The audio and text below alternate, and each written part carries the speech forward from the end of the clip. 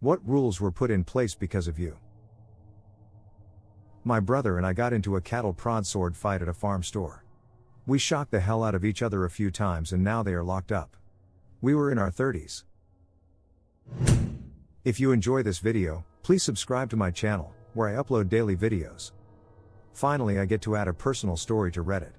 When I was walking home from school, I had to walk next to the road to get to my house. I decided to see if I could walk with my eyes closed. I didn't feel the transition from gravel to road, and the cars didn't honk at me, as they made a line, because they thought I was deaf. I heard a noise, looked back, and ran off the street into an orchard. 2 weeks later, they put up deaf child area signs on both sides of the road I live on. My elementary school pet and hobby fair now strictly says pet submissions cannot be human.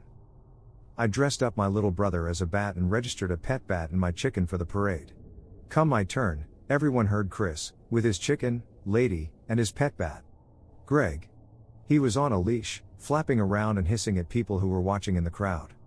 No more non-human pets allowed after that one. As a kindergartner, I once fell asleep in the bus. When I woke up, the bus was in the garage and I had to yell to get someone to get me out. So to this day, every bus driver in my school district needs to walk to the back of the bus and check every seat before they park the bus. Seems like a good rule to have. Something similar happened to me in kindergarten. My bus driver never went by my house, she went to everyone else's and dropped everyone off. I was the last one on the bus and she must have forgotten about me. She went to a subsidized housing complex and just left me on the bus with the door closed. Eventually someone from the bus company came and found me and brought me home. I never saw that bus driver again. I honestly wonder how my parents convinced me to ever ride the bus again. I was so scared. I wouldn't even go with the person from the bus company until they got their cell phone out and called my mom, and I talked with her and knew it was safe. I do know that bus driver didn't walk to the back of the bus and check every seat. I also wonder what she was doing just parking the bus and leaving it at some random apartments. The situation always seemed a bit sus to me. Minor one, but when I was in elementary school we had one of those bridge building challenges using toothpicks and hot glue. My partner and I realized if we just coated the entire thing with a thick-ass layer of hot glue it would make our bridge strong as hell. So we used like a full pack of hot glue sticks, like 20 of them. It was more glue than toothpicks. So after that they limited the number of glue sticks you could use. I did something similar in school. They were having us build bridges out of dry spaghetti noodles and gumdrops. The one that held the most weight would win.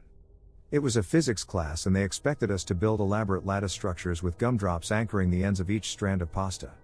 The idea was probably to learn something about force and angle and such. Instead I figured out that if I squished the gumdrops into a paste with my hands, they basically became glue, and used it to turn multiple strands of spaghetti into larger rods. I won, but my teacher looked pained about it. In history class in high school, there was about 10 of us really close friends. We would take every opportunity to make your mom jokes. A couple months into class the teacher made us sign a treaty promising to stop making fun of each other's moms. We signed it, and started making fun of each other's dads. Improvise. Adapt. Overcome. I got the Ryan Steakhouse buffets in Louisville, Kentucky to put baby changing stations in the men's bathrooms back in the 90s.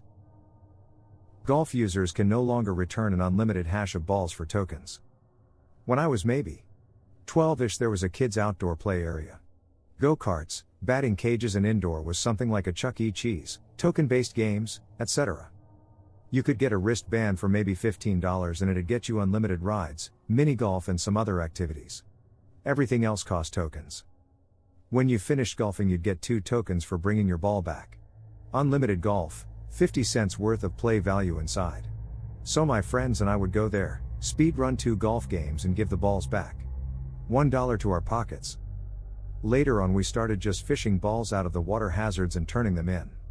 Subtly at first and then in bulk later. The guys working there didn't care or actively laughed at it. So we'd have a few hundred tokens. Then we started selling them 5 for $1. We stopped buying the unlimited bands. I'd bike there and earn $25 in a couple of hours. Management eventually caught on and altered the token for ball exchange.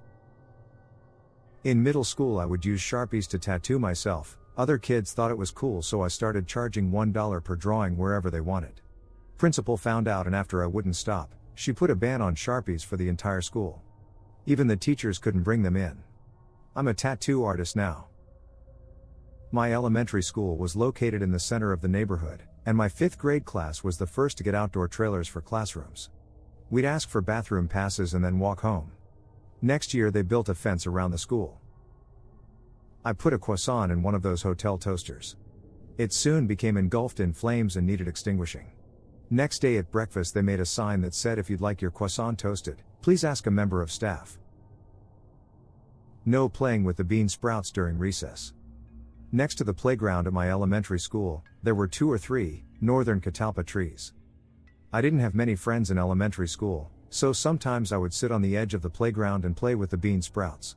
By play with, I mean I would pick them up off the ground and fully peel them apart, butting any actual beans or seeds in my pockets. I might have the wrong type of tree there, but you get the gist.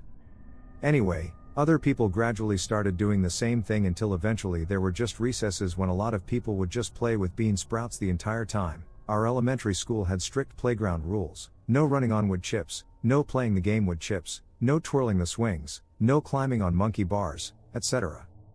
As more people began playing with the beans would just end up in the school. Like, everywhere. On desks? Beans. On the floor? Beans. In baskets? Beans. It became a definite issue, and with beans come bugs. As a result, they banned us from playing with the beans. I still did it though, because like beans. Local amusement park added a no blindfolds on roller coasters rule because of me. When I was in middle school, my friend and I thought it would enhance the overall experience if we blindfolded ourselves on the biggest roller coaster at a local amusement park. We got one of those pictures they take on the ride, and there we are, blindfolded in the middle of a tunnel, having the time of our lives. Looking back, we easily could have strangled ourselves or worse, because we literally just used scarves tied around our heads. Next year we went back to the same roller coaster and they had added a no blindfolds or loose accessories to the list of rules before the ride. English media class in high school. End of year project was to film a movie. Me and 3 other guys decided to film a gangster movie. Long story short, while filming the final shootout scene behind a local post office, we were swarmed by police and almost got shot. One of the guys got arrested and my teacher almost got fired. The following year, the curriculum was changed and the final project was now an essay to be completed on a popular movie. We were filming a shootout scene behind the post office. What we didn't know was that there was a retirement residence right next to it. Apparently several of the residents called 911 about a bunch of kids shooting each other outside. 5 police cruisers rolled up and surrounded us. They all jumped out with guns drawn. "Drop the gun. Drop the gun. Get on the ground." We were all face down on the pavement with guns to our heads. I'm in. Later, one cop is like, "They're fake. They're all fake." The officers were upset. They ran our names and unfortunately, the one guy that had nothing to do with anything gets arrested. I felt so bad. He wasn't a part of the class. Just last second, we asked if he'd help us film and he agreed. They take the rest of us back to school where we're sitting in the office as a police officer reams out our teacher and a principal. "I almost shot a bunch of kids. How the F are you allowing this to happen during school hours? What kind of project allows guns?" Fun times. I have to be honest. The cops weren't being that bad. I mean, they thought they were driving into a shootout. They didn't know what to expect. As soon as they realized that the guns were fake, they let us up off the ground. We weren't even handcuffed. I've had several negative interactions with police, but this one wasn't one of them. They were just doing their job. Back in the day, a radio station had a weekly trivia contest. The prize was a free pizza and movie rental. Somehow my mom figured out which book they were using for the trivia questions. She bought it and memorized all the answers. Each week we would call in immediately. Sometimes we were the first, but even if we weren't, it didn't matter because other people were usually just guessing. We won almost every time. Even though we changed up who would actually make the call, they eventually figured out we were all from the same household. So they made it a rule you couldn't win if your family had already won in the last month or whatever. Up till then, we enjoyed a lot of free pizzas. Oh, I was a teacher who coached debate and took the team of high school students on weekend tournament trips. I had new rules every year, and my co-coach and I privately called them the name of the student. For example, the Jess rule was that if you assaulted anyone, you were sent home. The Annie rule was no debating in fake accents. There was the Dylan rule, which was no communal porn watching in the hotel rooms. Jess rule number 2 was do everything you can to vomit into the garbage can or toilet and not on the floor. Jess rule number 3 was no yelling at nurses in the ER that you were a virgin when they ask you to take a pregnancy test. Jess rule number 4 was we can cut you off after 12 minutes of non-stop talking.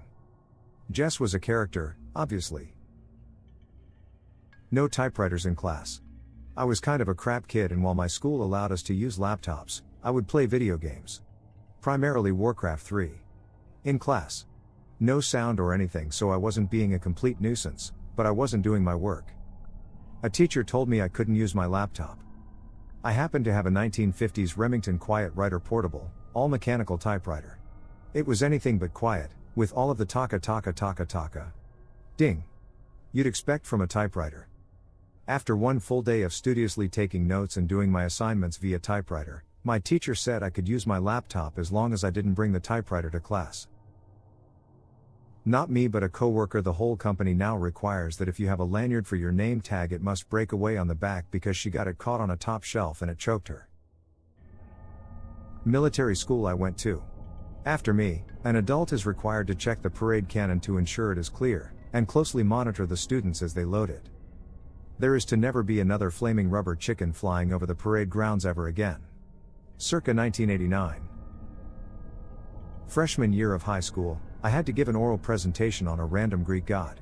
This was at a Christian school, for context. I got Dionysus, so naturally I spent many hours researching on YouTube how to act drunk, wasn't much of a partier, so I didn't know, and pretended to be absolutely wasted for my presentation. It was a great success, but my teacher unsurprisingly banned Dionysus for the following years. It didn't help that Dionysus was basically the god of orgies and bestiality too, if I remember correctly. A friend of mine in a military school found out the regs never stated what color the bed sheets for a bed made for inspection had to be in. So this madman went and bought Power Ranger sheets and made the perfect regulation bed.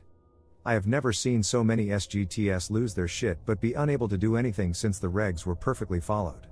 Needless to say, the next year they were updated to state sheets must be plain white. Back when Taco Bell had the spinny game where you could win food with a nickel, dime, or quarter. I could feed my whole friend group with $3s because I could win that thing at a 90% clip by jiggling the spinner.